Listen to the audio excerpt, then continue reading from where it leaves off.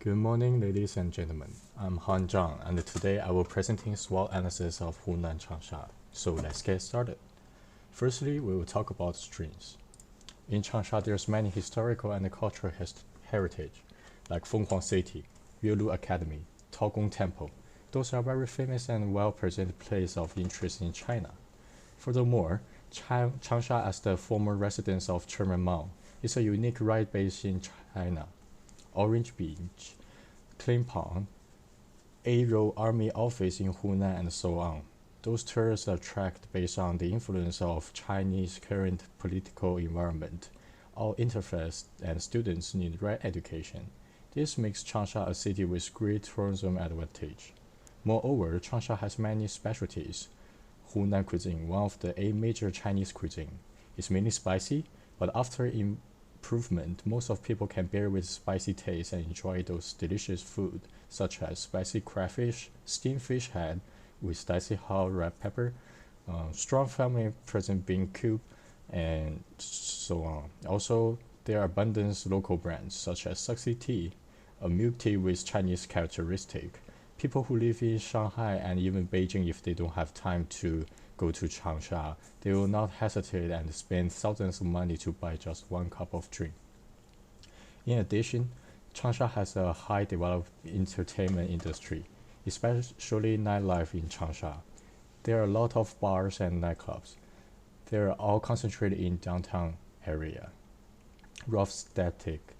There are more than 200 entertainment places in downtown, which has advantage of today's young generations.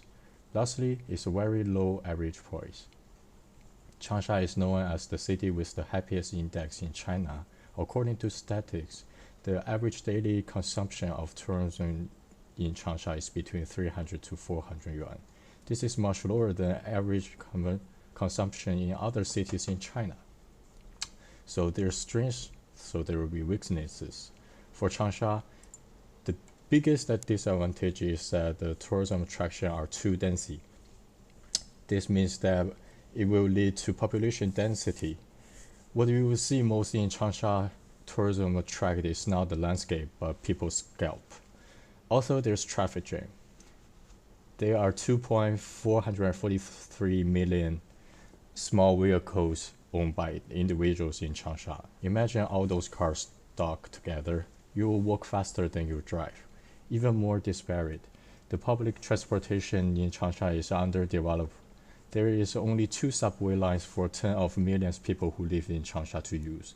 So you must consider how you're gonna travel when you're in Changsha. Personally, I prefer to walk. And lastly is the environmental healthy problem. Changsha has an average number of hundreds of thousands of people every night, and an average of 20,000 people at each street. Those people are eating snacks and literally everywhere. Moreover, the air pollution index of Changsha is as high as the top 3 in China, and centralized collection rate of domestic sewage in Changsha is 100.92%. Those are foul falls for city. So there are some opportunities. Changsha have the opportunity to become a metropolis. Its population dominated by young generation. There are 70% of population over the age of 40 and under the age of 65. There is a urban city. In recent years, the number of innovation enterprises in Changsha has increased exponentially. More and more young people choose to live in this city. Also, this means the government can get more taxes to develop various fields. In addition, Changsha's film and television entertainment is also very famous in China. Hunan Satellite TV, the rates accord for 0.81 of the whole day in China with a share of 3.31. Moreover, Changsha has many movie-based and TikTok video studio. If the government wants to develop in the film and television area, Changsha has the opportunity to become a tourism destination which is similar to Hollywood in California. Finally, we have to talk about the threats of this city. It is really hard for Changsha to develop for the tourism project. In order to solve the problem of density population, Changsha government prepared the second downtown plan 10 years ago.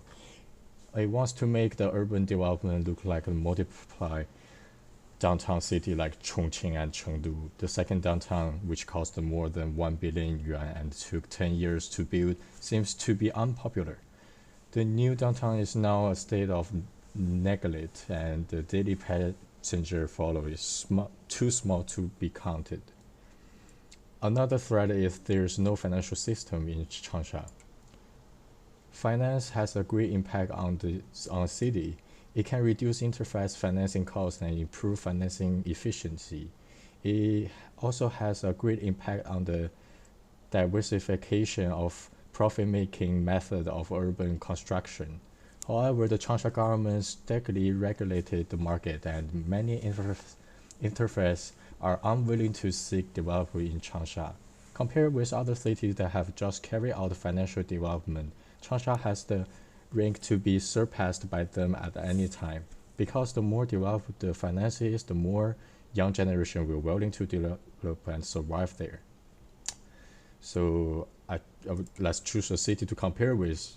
The city I choose is Chongqing. Both cities share the same strengths. Chongqing have even more lower average price, but there's not much entertainment industry in there. For weaknesses, Chongqing has to do with many natural disasters such as flood, and Chongqing is a city which built based on the mountain area. The complex terrain gave tourism a headache. They even don't know how to go by navigation. And also Chongqing has less opportunity. The city's population is aging, and the poor real estate developed, which made many investors don't want to develop in Chongqing. Lastly, the threat for Chongqing, even though they have developed a financial system, but as I mentioned above, the real estate development poorly, and the software and the entertainment industry is very undeveloped. The lack of the new industry in the city leads the small number of young generation going to the city, and the urban development is very difficult for Chongqing. So this is a reference, and thank you all for listening.